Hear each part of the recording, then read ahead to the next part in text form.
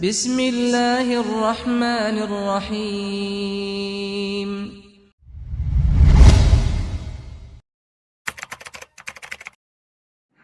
Assalamualaikum warahmatullahi wabarakatuh.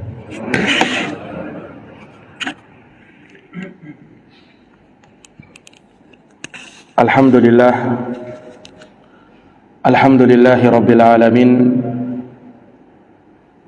Wa bihi nasta'inu ala umuri dunya waddin. Asyhadu an la ilaha illallah wahdahu la syarika lah, ilahul awwalina wal akhirin. Wa asyhadu anna Muhammadan abduhu wa rasuluhu shadiqul amin, sallallahu alaihi wa ala alihi wa sahbihi wa man tabi'ahum bi ihsanin ila yaumiddin wa sallama tasliman katsira. Subhanaka la ilma lana illa ma 'allamtana innaka antal alimul hakim. Allahumma 'allimna ma yanfa'una wanfa'na bima 'allamtana wa zidna ilman ya karim. Allahumma inna nas'aluka ilman nafi'a wa rizqan tayyiba wa 'amalan mutaqabbala. Rabbi shrah li sadri wa yassir li amri wahlul 'uqdatan min lisani yafqahu qawli. Amma ba'd. Ma'asyiral muslimin wal muslimat, hadirin wal hadirat, bapak-bapak dan saudara-saudara sekalian, jamaah salat maghrib yang dirahmati dan dimuliakan oleh Allah. Alhamdulillahi bi ni'matihi tatimmu salihat. Segala puji hanya bagi Allah yang dengan nikmat-nikmatnya tertunai segala amal-amal kebajikan. Salawat dan salam semoga terhatur limpahkan kepada junjungan kita Nabi Agung, Nabi besar Muhammad sallallahu alaihi wasallam, kepada keluarga, para sahabat dan mereka yang senantiasa meniti jalannya sampai hari kiamat. Ma'asyiral muslimin, bapak-bapak dan saudara jamaah salat subuh Masjid Al-Ijtihad yang dirahmati oleh Allah. Melanjutkan pembahasan dari hadis. Kita masih dalam penyebutan hadis Abu Hurairah radhiyallahu taala anhu yang diriwayatkan oleh Imam Muslim, yang bercerita atau menyebutkan tentang 3 perkara yang diridhai oleh Allah dan 3 perkara yang dibenci oleh Allah. Rasulullah sallallahu alaihi wasallam menegaskan, innallaha yardha lakum thalatha wa yakrahu lakum thalatha. Sesungguhnya Allah ridha kepada kalian 3 perkara dan benci kepada kalian 3 perkara. Fayardha lakum an ta'buduhu wa la tusyriku bihi syai'a. Allah ridha kepada kalian tatkala kalian menyembah hanya kepadanya dan tidak menyekutukannya dengan sesuatu apapun. Wa an ta'tasimu bihablillahi jami'an wa la tafarraqu. Dan Allah ridha kepada kalian tatkala kalian berpegang teguh dengan tali agama Allah semuanya. Kemudian Allah ridha kepada kalian tatkala kalian tidak berpecah belah di dalam agamanya. Ini perkara sudah kita sampaikan di pertemuan sebelumnya. Maka kita akan bacakan penggalan hadis yang terakhir. Ini penyebutan tentang 3 perkara yang dibenci oleh Allah Subhanahu wa ta'ala. Kata Rasulullah sallallahu alaihi wasallam, wa innallaha yakrahu lakum thalatha. Allah benci kepada kalian 3 perkara. Qila wa qala, ucapan-ucapan yang belum jelas. Wa kathratus su'al, banyak bertanya. Wa idha'atul mal, kemudian menyia-nyiakan harta. Para hadirin yang dirahmati dan dimuliakan oleh Allah, di sini kembali Rasulullah sallallahu alaihi wasallam mengungkapkan larangan ini dengan penekanan inna. Dalam bahasa Arab, inna ini harfu taukidin wa nasbin. Dia merupakan huruf yang didatangkan untuk menekankan, untuk menegaskan, dan dia menasab, menancapkan, sehingga maknanya penegas. Kalau diterjemah artinya sesungguhnya. Boleh kita tambahkan, sesungguhnya saya tekankan, tancapkan ini dalam dirimu. Itu makna inna itu. Innallaha, sesungguhnya Allah subhanahu wa ta'ala, yakrahu lakum, benci kepada kalian. Yakrah artinya benci, sangat benci. Terkadang dalam sebagian hadis, sesuatu yang tidak disukai itu dibahasakan dengan bahasa yang lebih lembut. Kadang disebut innallaha la yuhibbu, sesungguhnya Allah itu tidak suka, Allah tidak menyukai. Dibahasakan la yuhibbu, tidak suka. Tapi di sini digunakan dengan kalimat yakrahu. Yakrahu yang langsung menjadi lawan dari kebalikannya, sehingga menimbulkan makna penekanan lagi. Karena sesuatu kalau dibilang tidak disukai dengan kata dibenci, yang lebih berat yang mana? Dibenci, ya kan, ketimbang kalimatnya tidak disukai. Iya. Sama kalau orang bilang misalnya kamu itu kurang pandai, dengan kalimat kamu itu bodoh. Mana yang lebih keras penekanannya? Kamu itu bodoh, ya kan? Nah, sama di dalam hadis ini, Nabi tidak menggunakan lafaz sesungguhnya Allah tidak suka, tapi langsung disebutkan Allah benci. Menunjukkan apa?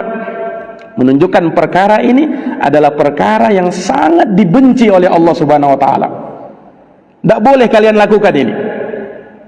Nah, ini para jamaah yang dirahmati dan dimuliakan oleh Allah subhanahu wa ta'ala. Dan di dalam hadis ini Allah subhanahu wa ta'ala gunakan lafaz karohah. Dalam bahasa Arab al-kurh, dari kata kariha yakrahu, karohatan, yang maknanya sesuatu yang dibenci. Kalau kita belajar fikih, kita kenal ada istilah makruh.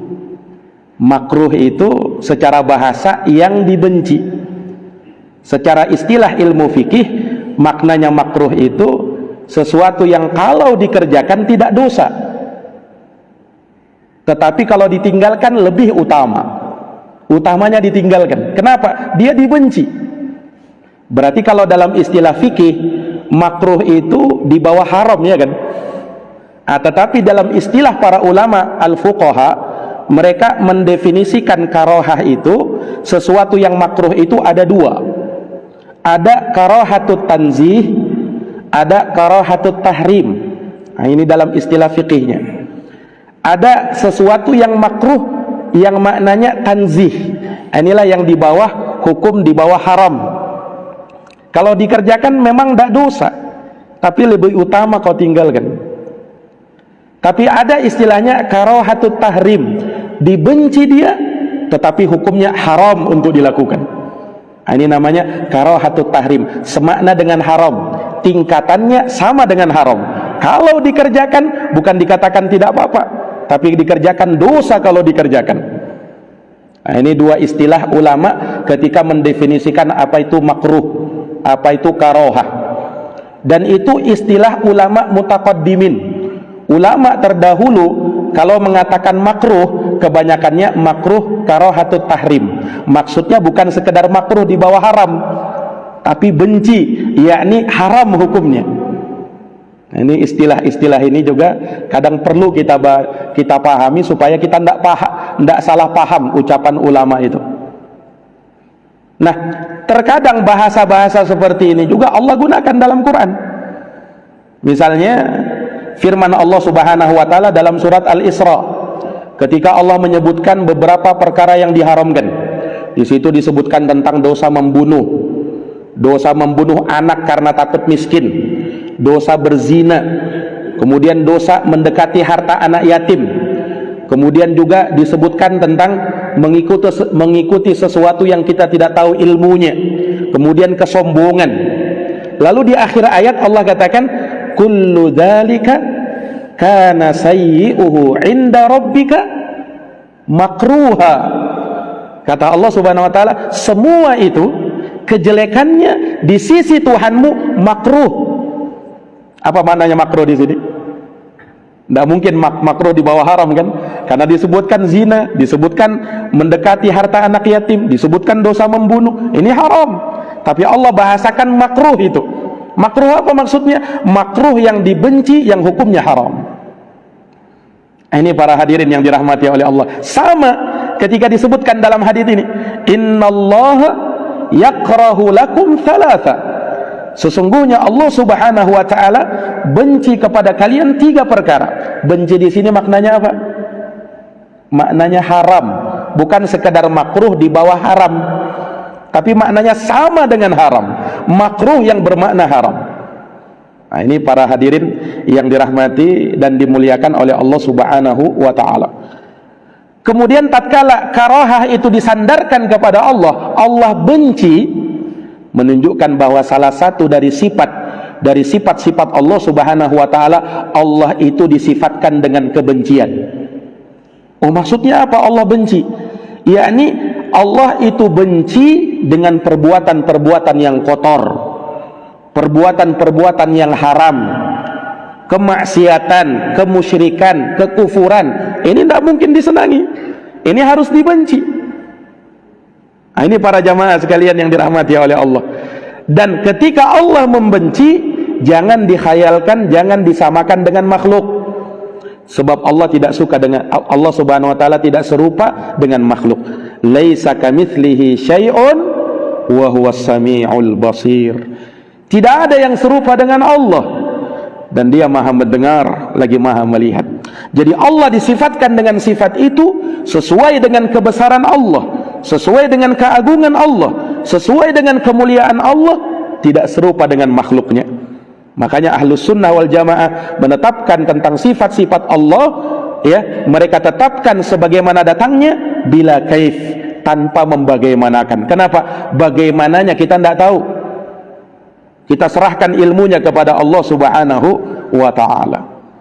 Yang jelas Allah bersifat dengan sifat itu kemuliaan bagi Allah dan tidak serupa dengan makhluk. Dan sifat karaha ini disebutkan penetapannya dalam Quran, kemudian dalam sunnah dan ijma' para ulama. Dalam Quran Allah berfirman ketika menyebutkan tentang orang-orang munafikin, surat At-Taubah ayat 46. Allah berfirman, walakin karihallahu in bi'athahum fathabbatahum. Kata Allah Subhanahu wa taala, akan tetapi Allah benci. Nah, ini sama, kariha. Allah benci kepada mereka. Yani tatkala mereka apa? Mereka berangkat pergi keluar. Orang-orang munafik dibenci sama Allah. Wa thabbatahum fathabbatahum. Yang mana orang munafikin ini tidak lain dan tidak bukan hanya akan melemahkan barisan kaum muslimin. Orang musyrikin di zaman Nabi, Pak, mereka kan orang yang menampakkan Islamnya tapi menyembunyikan kekafirannya. Mereka sholat kalau di belakang Nabi, tapi kalau di waktu-waktu gelap mereka tidak mau sholat. Bahkan mereka ikut jihad bersama Nabi, tapi hanya melemahkan barisan kaum muslimin, bukan untuk menguatkan kaum muslimin. Nah, ini para hadirin. Tapi syahidnya di sini Allah Subhanahu wa taala disifatkan dengan kariha. Allah benci kepada siapa? Kepada orang-orang munafikin itu. Nah, hadis yang kita bacakan ini, Allah benci kepada kalian 3 perkara. Ijma', kalau dinukilkan ijma' para ulama bahwasanya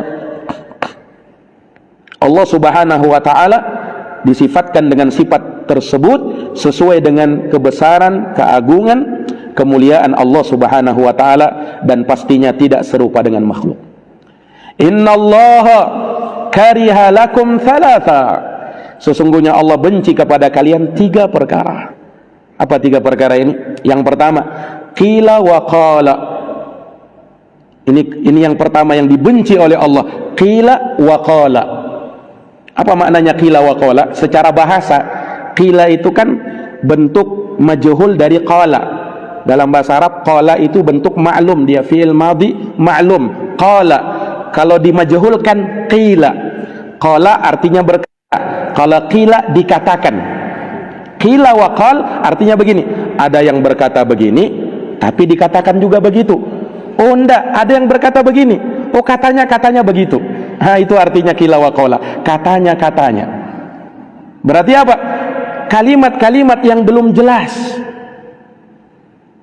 kalimat-kalimat yang, ya kalau bahasa kita sekarang itu kabar burung yang tidak ada kejelasan, masih desas-desus, beritanya masih simpang siur. Nah, itu qila wa qala. Allah benci dengan yang seperti itu. Kenapa?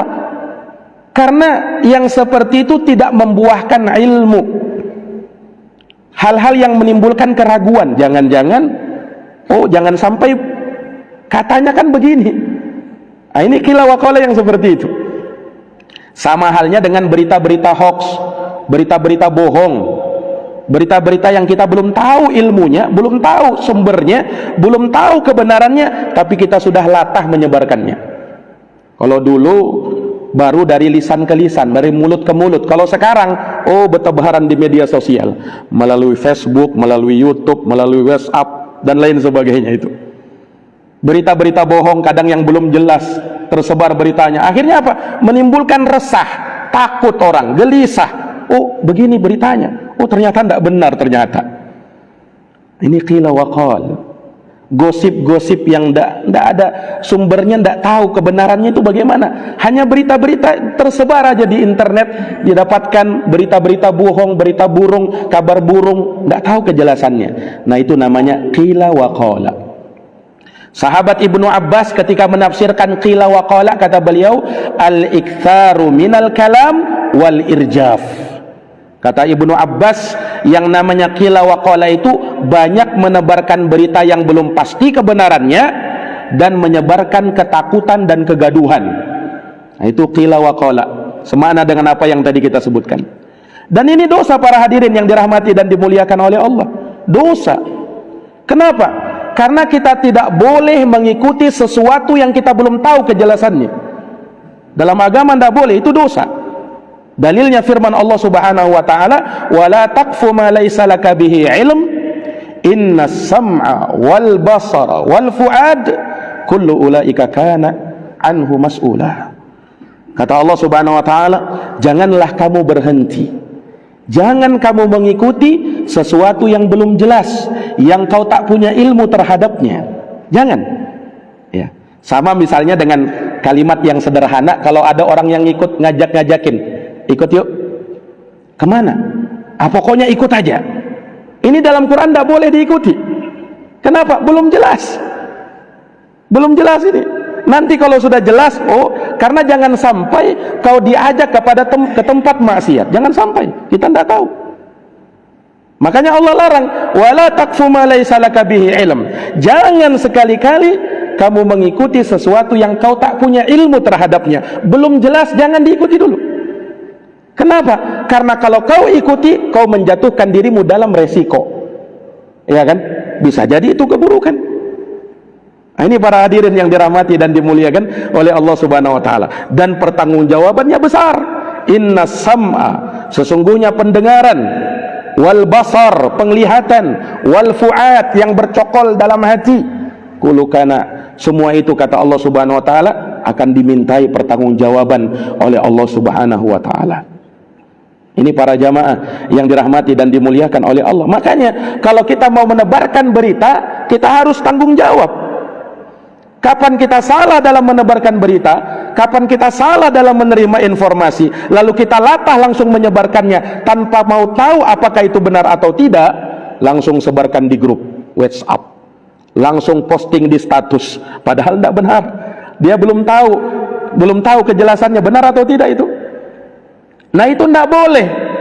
Yang belum tahu saja tidak boleh, apalagi kalau sudah tahu itu tidak benar, tetap dia posting, tetap dia sebarkan. Lebih besar lagi dosanya ini. Karena yang belum tahu saja tidak boleh, apalagi yang sudah ditahu bahwasanya itu tidak benar. Nah ini para hadirin yang dirahmati dan dimuliakan oleh Allah. Nah karena ketidaktahuan dengan kaidah-kaidah seperti inilah banyak tersebar berita-berita palsu, Pak. Berita-berita belum jelas, kan berseleweran itu. Berita-berita belum jelas itu, berita-berita bohong, hoax itu. Apalagi di zaman kita ini, Pak. Para hadirin yang dirahmati dan dimuliakan oleh Allah Subhanahu wa taala. Makanya kita harus pandai menyaring berita, informasi yang datang kepada kita. Jangan sampai kita salah, jangan sampai kita keliru. akhirnya menimbulkan sikap dan tindak yang tidak benar, dikarenakan informasi yang salah, dikarenakan berita yang tak benar. Nah, ini para jamaah yang dirahmati dan dimuliakan oleh Allah. Dan Nabi kita Muhammad SAW mengingatkan, kafa bil mar'i ithman it yuhadditha bikulli ma sami'a. Cukuplah seseorang itu berdosa dia tatkala dia bercerita, menyampaikan sesuatu terhadap semua yang dia dengar. Apa yang dia dengar pokoknya dia sampaikan, dia beritakan, dia informasikan. Tidak tahu apa benar atau tidak itu. Subhanallah. Ini para hadirin yang dirahmati dan dimuliakan oleh Allah Subhanahu wa taala. Ini juga peringatan bagi orang-orang yang mengambil suatu berita kemudian mencetak berita tersebut disebarkan di mana-mana. Nah, di media-media mereka, media berita ya. Ini hati-hati dalam menyampaikan informasi. Awas, ketika kita salah dalam menyampaikannya, maka dosanya kita yang tanggung. Ketika tersebar itu seantero jagat ya di dunia ini, lebih banyak lagi dosanya. Dia akan menanggung dosa orang-orang yang keliru itu. Ini para jamaah yang dirahmati dan dimuliakan oleh Allah. Apalagi kalau berita tersebut menyangkut kehormatan seorang muslim. Nah, ini lebih parah lagi nih. Kalau menyangkut berita ya sesuatu yang menjadi aib bagi seorang muslim. Hati-hati. Jangan sampai kita salah di dalam menyampaikan berita. Nah, makanya Allah Subhanahu wa taala sudah berikan peringatan di dalam Quran. Allah berfirman apa? Ya ayyuhalladzina amanu, wahai orang-orang yang beriman, in ja'akum fasiqun binaba'in fatabayyanu. Ini dalil orang itu harus tabayyun, Pak. Wahai orang-orang yang beriman, apabila datang kepada kalian seorang fasik membawa berita, tabayyun dulu, cari kejelasannya dulu. Jangan langsung menelan mentah-mentah itu berita. Dalam sebagian qiraat ayat ini dibaca bukan fatabayyanu tapi fatathabbatu. Semakna juga, mirip juga itu. Fatathabbatu, tathabbutlah kalian. Tathabbut itu maknanya apa? Kalian cross check dulu, pastikan dulu kebenaran berita itu. Lihat jamaah sekalian, dasarnya ini, in ja'akum fasiqun binaba'in fatabayyanu. Kenapa? Antusibu qauman bijahalatin. Jangan sampai kau menimpakan suatu kaum karena kejahilan. Fatusbihu ala ma fa'altum nadimin, sehingga menyebabkan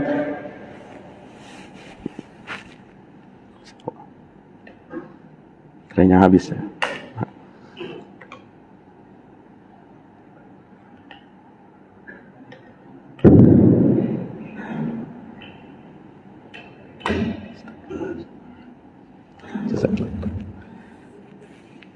Antusibu qauman bijahalatin.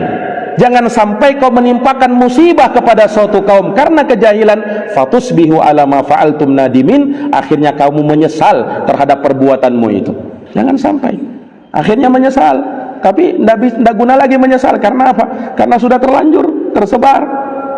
Nah, ini para hadirin yang dirahmati dan dimuliakan oleh Allah Subhanahu wa taala. Maka hati-hati kalau dalam menyampaikan berita.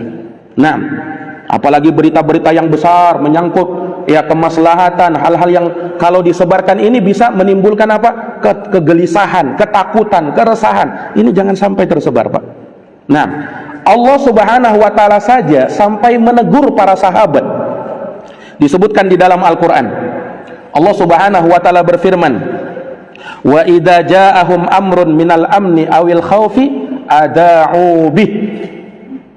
Apabila sampai kepada mereka, apabila datang kepada mereka suatu perkara, suatu berita yang menyangkut keamanan dan kekhawatiran, apa yang dilakukan mereka? Ada'u bih. Mereka langsung sebarkan, mereka langsung siarkan. Ini teguran kepada sahabat, Pak. Jadi sabab nuzulnya ayat ini itu dikisahkan ketika Rasulullah Shallallahu Alaihi Wasallam bermasalah dengan sebagian istri-istri beliau. Ketika itu yang tersebar di kalangan sahabat beritanya bahwa Rasul Shallallahu Alaihi Wasallam mentalak istri-istrinya. Mentalak berarti apa? Mencerai istri-istrinya. Tersebar berita itu di kota Madinah. Maka ketika itu Pak, para sahabat ada yang menangis, di masjid mereka menangis. Naam, ada yang duduk termenung, ya, seakan-akan ada masalah besar ini. Kenapa? Ini Rasul mau bercerai dengan istrinya. Rasul itu kan bapaknya kaum muslimin. Istri-istrinya Rasul, ibu-ibunya kaum mukminin. Ya, seakan-akan bapak dan ibu mau bercerai. Bagaimana kondisi anak ketika itu? Nah, begitulah kondisi para sahabat. Mendengar berita itu, oh, heboh mereka. Kemudian bersedih mereka. Maka disebutkan bahwa Umar bin Khattab melihat kejadian itu, ada apa ini? Kok tiba-tiba orang gelisah, takut, ada yang menangis, ada apa ini? Maka disampaikan kepada Umar, katanya, ini kilawakol tadi, katanya Rasul mau menceraikan istrinya. Maka Umar bin Khattab langsung mengamalkan firman Allah tadi, fatabayyanu, tabayyun dulu. Langsung Umar datang kepada Nabi SAW, menanyakan kepada Rasul, apa benar beritanya itu ya Rasul? Ternyata tidak benar. Lihat Pak, beritanya yang sebenarnya Rasul cuman mau mengila sebagian istri-istrinya. Ila itu maksudnya dalam pembahasan fikih al-munakahat, ila itu seseorang yang bersumpah tidak mau mendekati istrinya dalam kurun waktu yang telah dia tetapkan. Itu namanya ila. Dan ila bukan talak, tidak sama hukumnya dengan talak, beda itu. Ila tidak sama dengan talak. Jadi Rasul cuman mengila sebagian istrinya, tapi yang tersebar apa? Talak. Bayangkan. Subhanallah. Nah, ini para jamaah yang dirahmati oleh Allah. Padahal ketika itu Rasul tidak di mana-mana. Rasul di Madinah. Para sahabat juga di Madinah. Tapi bisanya berita itu salah sampai. Kenapa Pak? Kalau sudah dari mulut ke mulut, dari mulut ke mulut, dari mulut ke mulut, nah itu sudah dibumbu-bumbui itu beritanya itu. Nah, kadang tidak sama persis dengan berita aslinya. Nah, maka berubahlah berita itu. Yang tadinya Rasul mengila, cuman mengila, akhirnya beritanya talak. Nah, kan jauh sekali itu. Nah, ini para hadirin yang dirahmati oleh Allah. Maka Allah turunkan ayat ini. Idza ja'ahum amrun minal amni awil khaufi ada'u bih. Apabila datang kepada mereka suatu berita berupa keamanan atau ketakutan, mereka langsung siarkan, mereka langsung sebarkan, mereka langsung tebarkan. Ini dilarang. Tidak boleh seperti itu. Falau rudduhu ila rasul. Kalau seandainya mereka kembalikan itu kepada Rasul, wa ila ulil amri minhum, kemudian kepada ulil amr. Ulil amr di sini yang dimaksud adalah ulama, orang yang berilmu. Jadi kalau ada berita-berita itu, berita-berita yang menggelisahkan, menakutkan, mengkhawatirkan, tanyakan dulu sama ulama. Benar enggak beritanya itu? Nah, falau rudduhu ila rasul wa ila ulil amri minhum la'alimahu alladhina yastanbitunahu minhum. Sehingga kalau dikembalikan kepada orang yang tahu, maka perkaranya akan mudah. Perkaranya tidak akan menjadi heboh dan ribut sedemikian itu, tidak. Nah, ini karena ulama bisa menyelesaikan. Ini para hadirin yang dirahmati dan dimuliakan oleh Allah. Nah, tapi repotnya kalau semua orang seakan-akan bersikap, ya, seakan-akan dirinya sebagai ulama. Nah, ini repot kalau seperti ini. Nah, sehingga semua apa yang dia berhak berkomentar. Apa yang terjadi dia berhak juga berkomentar. Nah, ini hati-hati Pak. Dalam perkara-perkara yang seperti ini hati-hati. Nah, karena apa? Kalau kita berbicara tanpa ilmu, nah hukumannya berat di dalam Islam Pak. Hukumannya berat di dalam Islam. Nah apalagi kalau ini dikait-kaitkan dengan urusan agama. Menyampaikan perkara-perkara dalam urusan agama. Nah, ini lebih parah lagi. Harus kita pastikan sumbernya, jangan sampai salah. Ketika kita menyampaikan haditsnya Nabi SAW, harus kita pastikan ini haditsnya sahih dari Nabi SAW. Jangan sampai hadis maudhu yang kau sampaikan itu. Jangan sampai hadis palsu yang kau sampaikan. Kenapa? Kalau kita berani menyampaikannya ternyata itu palsu, dhaif saja tidak boleh. Rasul bersabda, "Man kadzaba alayya," barang siapa yang berdusta atas namaku, muta'ammidan, dia sengaja melakukannya, falyatabawwa maq'adahu minan nar, persiapkan tempat duduk di dalam api neraka. Dan hati-hati dalam menyampaikan suatu kisah, suatu berita dalam keadaan kita tidak tahu kebenaran berita itu, apalagi kalau kita tahu itu bohong sebenarnya. Tapi kita sampaikan supaya apa? Supaya orang ketawa, supaya suasana jadi ramai. Nah, orang terkadang tidak punya sikap wara, menyampaikan cerita-cerita bohong supaya suasana jadi ramai. Tidak boleh yang seperti ini, Pak. Rasulullah memperingatkan dalam hadits yang sahih, wailun lilladzi yuhadditsu fayakdzibu liyudhhika bihil qaum wailun lahu thumma wailun lahu. Celaka seseorang, kata Nabi, yang dia bercerita, yang dia menyampaikan kisah, lantas dia berdusta, mengada-ngada. Celaka orang yang seperti ini, celaka orang yang seperti ini. Diulangi sampai 3 kali oleh Nabi Sallallahu Alaihi Wasallam. Hati-hati dalam menyampaikan berita, hati-hati dalam menyampaikan kisah. Apalagi kalau kita sandarkan ini agama Allah, itu lebih berat lagi. Jangankan bukan urusan agama, kita harus berhati-hati dalam menyampaikan. Apalagi kalau sudah urusan agama. Nah, ini para hadirin yang dirahmati dan dimuliakan oleh Allah. Maka Allah benci kepada kalian qila wa qal, katanya-katanya yang belum jelas beritanya, kabar-kabar burung, berita yang masih simpang siur. Tidak usah kau sampaikan. Kalau misalnya beritanya masih simpang siur, katakan wallahu a'lam kebenarannya. Itu yang lebih selamat. Nah, ini para hadirin yang dirahmati oleh Allah. Awas, Allah Subhanahu wa taala benci kepada kalian perkara ini. Qila wa qala. Benci di sini maknanya apa? Haram hukumnya, tidak boleh. Tidak boleh. Baik, yang kedua, wa kathratus su'al. Allah benci kepada kalian yang kedua, kathratus su'al. Kathratus su'al ini ada 2 penafsiran di kalangan ulama. Yang pertama, kathratus su'al itu bermakna terlalu banyak bertanya. Maksudnya terlalu banyak bertanya bagaimana? Yaitu dengan pertanyaan-pertanyaan yang kalau dijawab tidak memberikan faedah banyak, tidak memberikan faedah apa-apa, tidak bermanfaat, atau bahkan akan menyulitkan kita. Nah, ini pertanyaan yang tercela seperti ini. Allah Subhanahu wa taala berfirman di dalam Al-Qur'an, "Ya ayyuhalladzina amanu", wahai orang-orang yang beriman, "la tas'alu an asya in tubadalakum tasukum." Wahai orang-orang yang beriman, jangan kamu bertanya-tanya tentang suatu perkara yang kalau dinampakkan jawabannya justru akan menyulitkan kamu. Jangan. Tidak boleh pertanyaan seperti itu. Pertanyaan-pertanyaan yang tidak menimbulkan faidah. Ya, kenapa? Seorang itu hendaknya kalau bertanya yang bermanfaat lah, yang ada faidahnya lah. Min husni islamil mar'i tarkuhu ma la ya'nihi. Di antara tanda baiknya Islam seseorang, dia tinggalkan hal-hal yang tak ada manfaatnya. Tak ada bermanfaat, tinggalkan. Nah, ini para hadirin yang dirahmati dan dimuliakan oleh Allah. Sama kalau kita bertanya-tanya sesuatu yang akan memberatkan kita justru. Di dalam agama ini, pernah Nabi SAW menerangkan tentang haji, Pak. Nabi baca ayat, walillahi 'alan nasi hajjul bait man istata'a ilaihi sabila. Milik Allah Subhanahu wa taala kewajiban atas manusia untuk menunaikan haji ke Baitullah, man istata'a ilaihi sabila, bagi siapa yang mampu untuk melakukannya. Maka Rasul bersabda, innallaha farada lakumul hajj fahujju. Sesungguhnya Allah mewajibkan kalian untuk berhaji, maka berhajilah kalian. Ada sebagian sahabat bertanya, dalam satu riwayat namanya Al-Aqra ibnu Habis, dia bertanya, afikulli amin ya Rasulullah?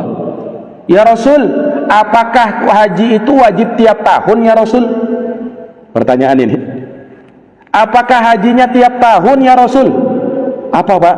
Ketika ditanya seperti itu Nabi diam, Nabi tidak jawab. Maka Nabi noleh ke tempat lain, Nabi tidak mau jawab. Sampai orang ini ulangi lagi, afikulli amin ya Rasulullah, ya Rasul apakah haji itu tiap tahun? Nabi berpaling, tidak mau jawab. 3 kali dia tanya, ya Rasul apakah haji itu tiap tahun? Nabi berpaling, tidak mau jawab. Kemudian Nabi SAW ingatkan sahabat ini, lau qultu na'am la wajabat wala mastata'tum. Andaikan aku berkata iya, maka niscaya haji akan wajib tiap tahun dan kalian tidak mampu. Kalian tidak akan mampu, kata Nabi. Subhanallah. Ini Nabi bersabda kepada siapa, Pak? Penduduk Madinah, yang jarak mereka dengan Makkah dekat, tidak jauh. Tapi bersamaan dengan itu Nabi katakan kalian tidak akan mampu. Nah, kira-kira bagaimana kalau dengan kita yang keadaan kita sekarang di tempat ini? Nah, walaupun kau punya harta belum bisa haji sekarang. Nah, Para hadirin yang dirahmati dan dimuliakan oleh Allah, maksudnya Nabi, ya ndak usah tanya seperti itu. Nabi kan hanya mengatakan haji kalian cukup 1 kali sudah. Itu kewajibannya 1 kali sudah. Yang lebihnya ndak wajib lagi, sunnah namanya. Anda usah ditanya apakah setiap tahun. Jangan bertanya seperti itu. Apalagi ini pertanyaan di saat wahyu masih turun. Bisa jadi Allah turunkan wahyu haji tiap tahun. Nah, kira-kira bagaimana nantinya? Ini para jamaah yang dirahmati dan dimuliakan oleh Allah. Kemudian Nabi ingatkan kepada sahabat ini, daruni ma taraktukum, biarkan aku, tinggalkan apa yang aku diamkan, tidak usah kalian bahas, kata Nabi. Fa innama, karena sesungguhnya halaka man kana qablakum, yang menyebabkan binasanya orang sebelum kalian itu kathratu masailihim, terlalu banyak nanya-nanya yang memberatkan, tidak usah itu. Tapi pada akhirnya waqtilafuhum ala anbiya'ihim, mereka menyelisihi nabi-nabi mereka.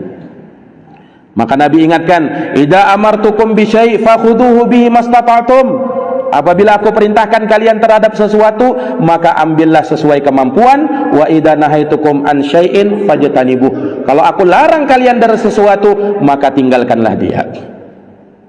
Jangan tanya-tanya, terlalu banyak tanya-tanya hal-hal yang justru memberatkan kamu. Yang sudah jelas, jangan minta ditanya lagi supaya diperjelas, betul-betul diperjelas. Akhirnya menyusahkan itu. Nah, ini sama seperti pertanyaannya Bani Israel kepada Nabi Musa, Pak. Diterangkan dalam surat Al-Baqarah itu kan, mulai dari ayat 67 sampai 71 itu.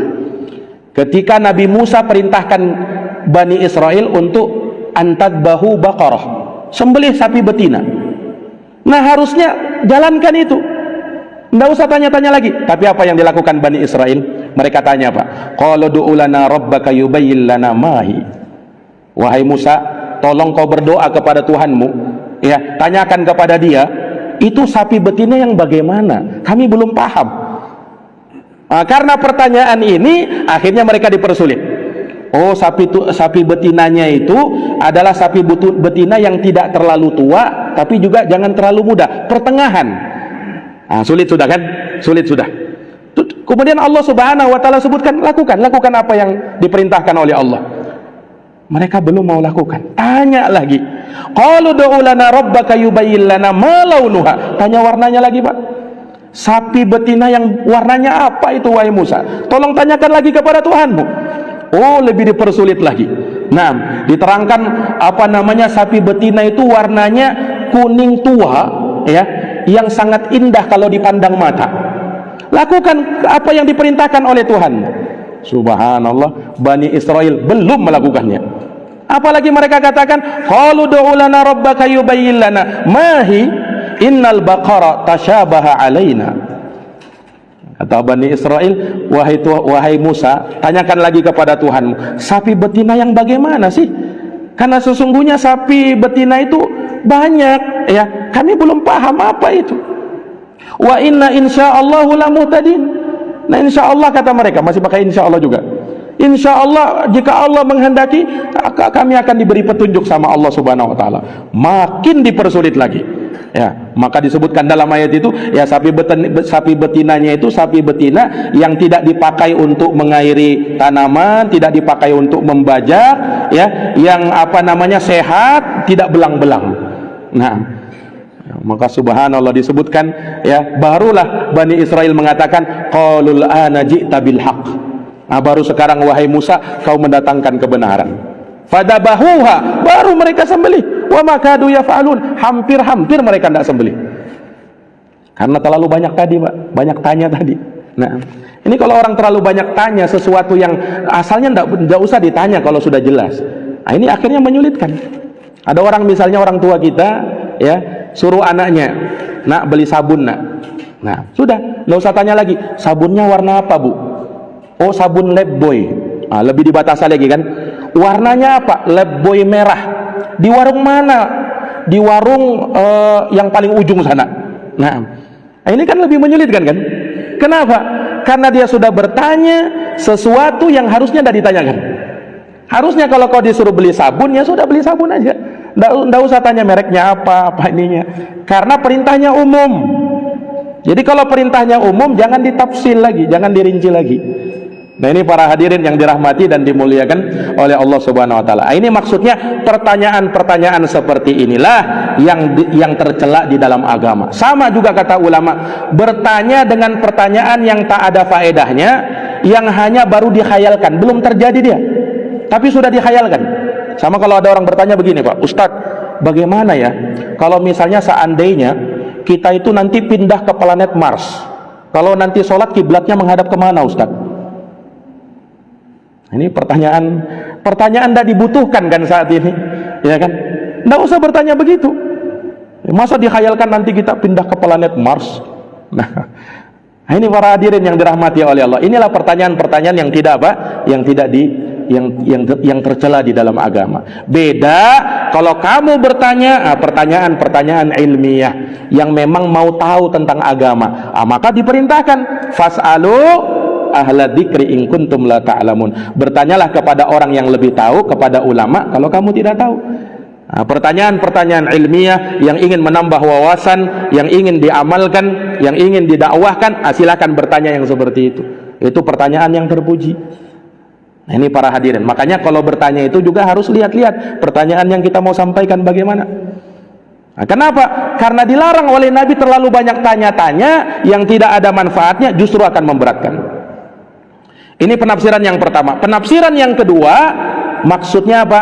Penafsiran kata para ulama, yakni dilarang kasratus soal. Soal itu juga bisa bermakna meminta.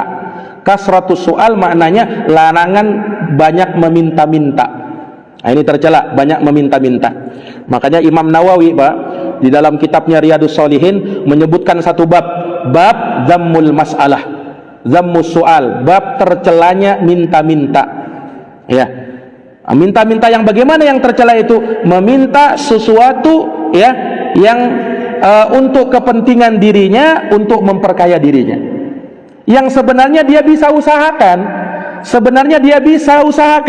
tapi dia malas. Dia lebih suka minta-minta. Ini yang tercela seperti ini.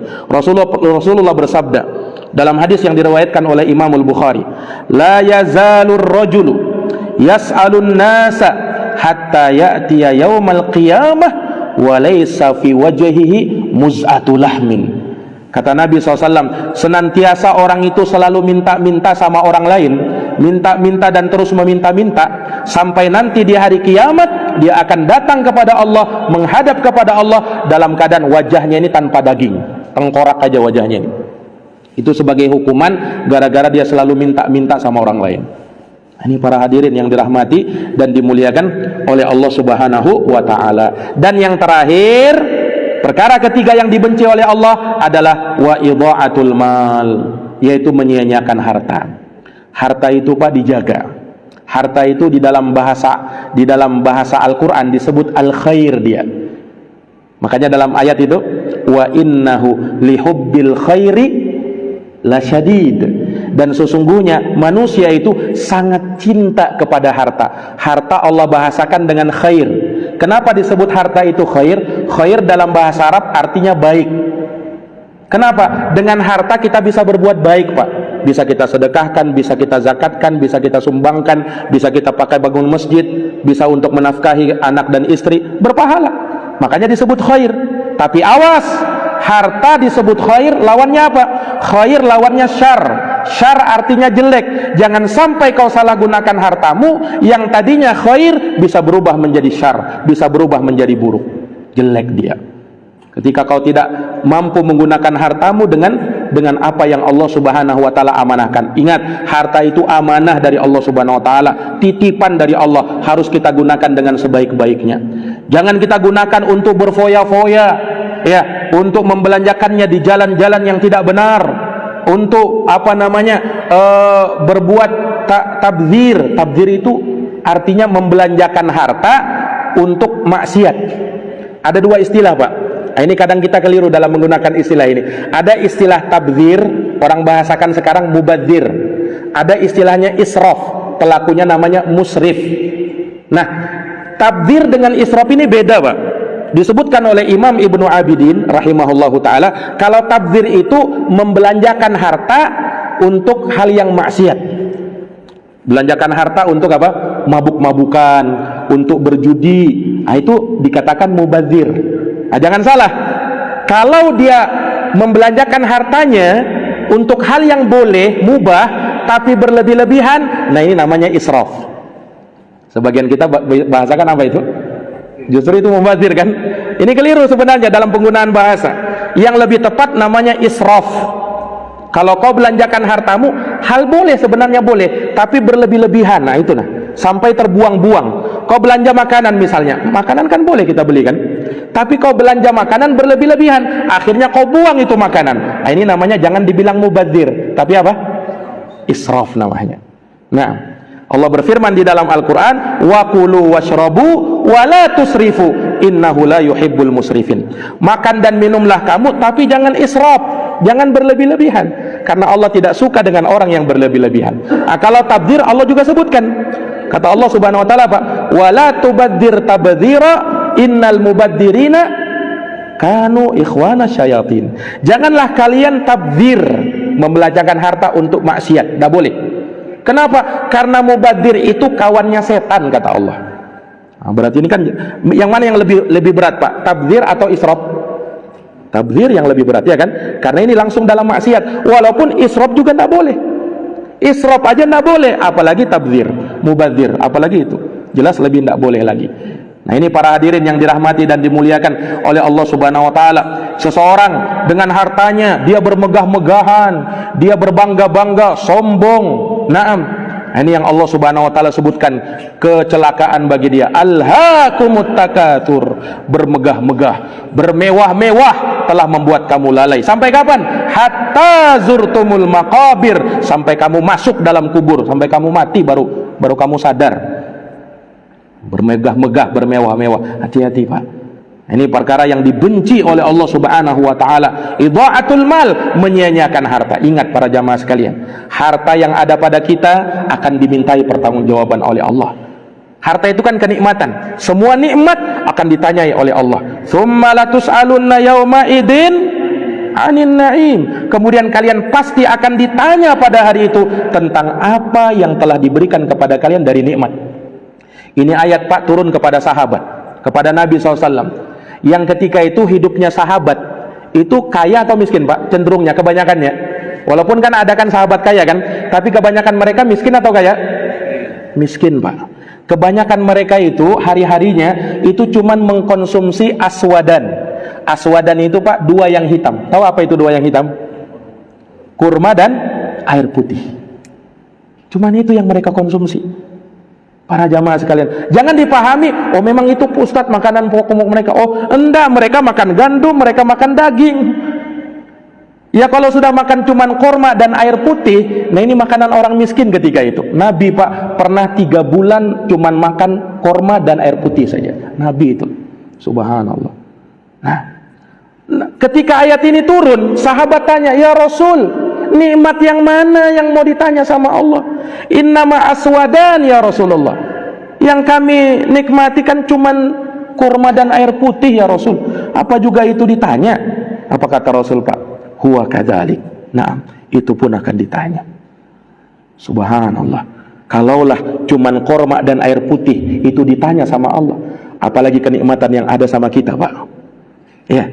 Yang ada sama kita bukan hanya kurma, bukan hanya air putih, lebih daripada itu.